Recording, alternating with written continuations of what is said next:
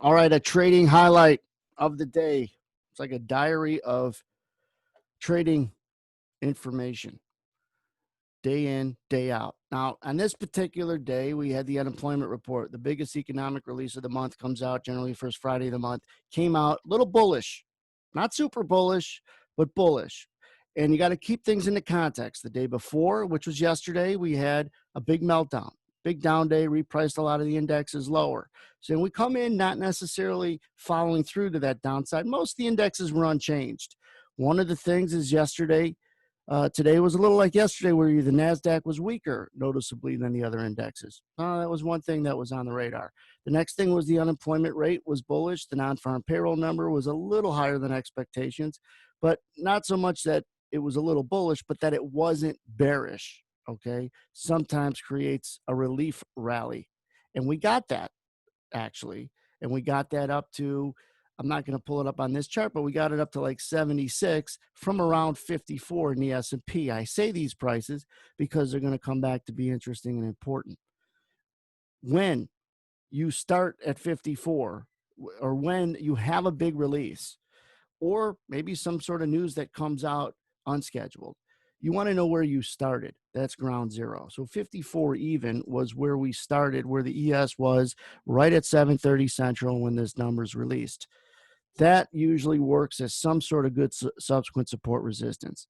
And sure enough, twice after the open, we went right down to 54. I'll show you that when I pull up the ES chart. This is the NASDAQ chart. We went to 54. It kind of looked like this. Went down, stopped, went up, went down, stopped, went up. Stopped at 54, stopped at 54. What do you think is going to happen on the third time?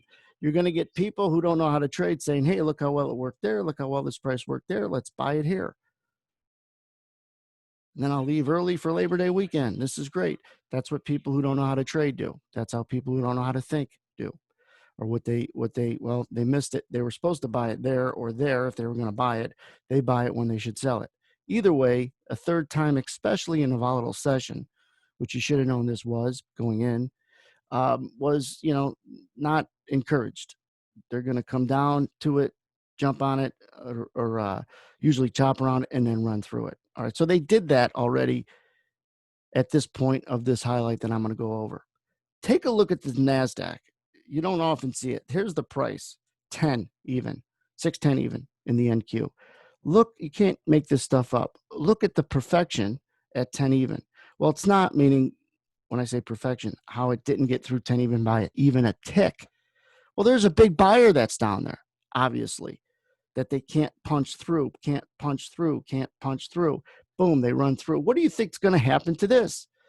We had said when we were trading up here, some 40 handles above, 30, 40 handles above 10 even, that they're going to go through 10 evens at some point and just don't be long. Don't be long.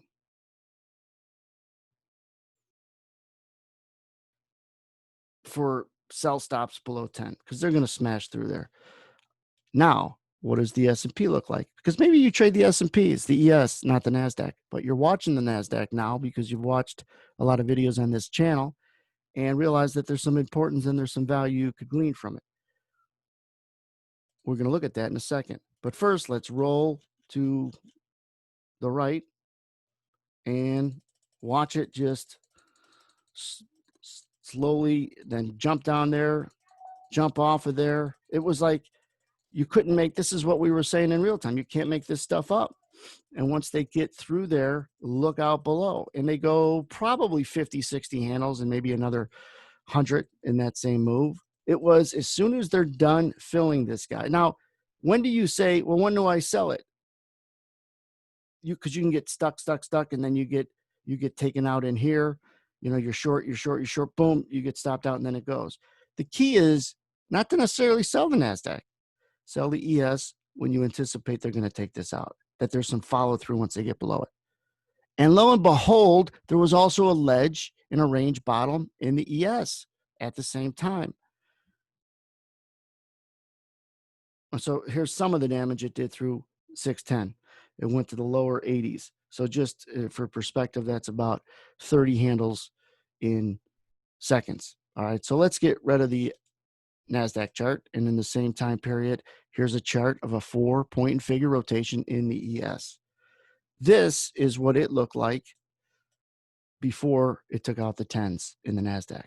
So when the NASDAQ went, the NQ that we just looked at, went down to test its 10 evens, and then finally went through it, we were right there in the S.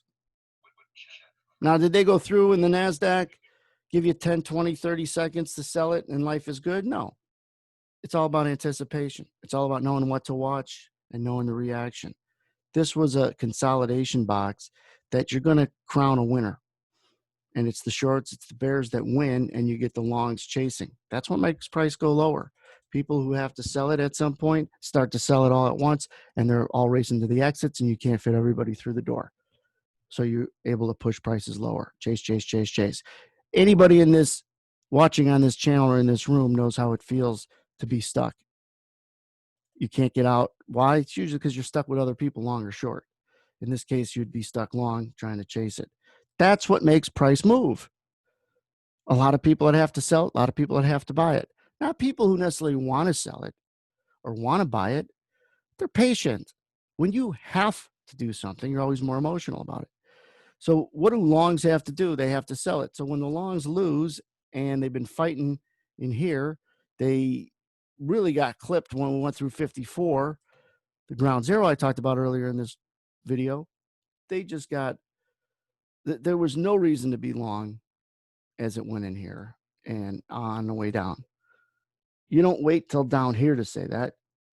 It was all in there. And you tied it with the NASDAQ, and you had tremendous overlap in taking two markets and saying, this is where your edge is. The overlap. This is where your edge is. Now, if you didn't catch it, you read it when you're in this room. And if you read it, you put yourself in a position to catching stuff sooner rather than later that makes sense. And if you aren't reading it, you're missing a lot. When you don't understand something, it's because you're missing something. And generally, people seek out stuff that isn't what they're missing, but they don't know it, and it's not your fault or their fault. And so that's the good and the bad about the internet. Is there's a lot of great information out there, but there's a lot of bad information out there in any industry for anything. So what does a doctor tell you when you talk to them? Don't look at the internet to diagnose your problem.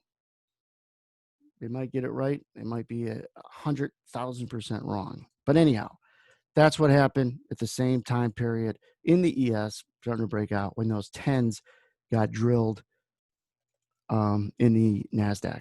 Now, if I take this chart back to the 54s I'm talking about, this is what they look like. There's no coincidence right here. There's no coincidence that this market stopped right there and went up, stopped right there and went up. 54.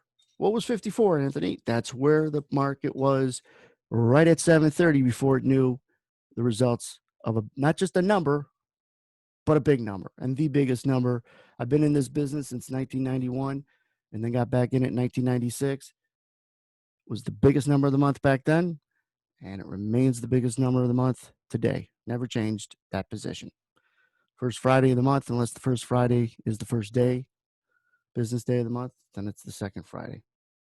So make sure you go back through this video and understand reading a chart is this, reading a chart. And if you can compare and contrast, you put yourself in a position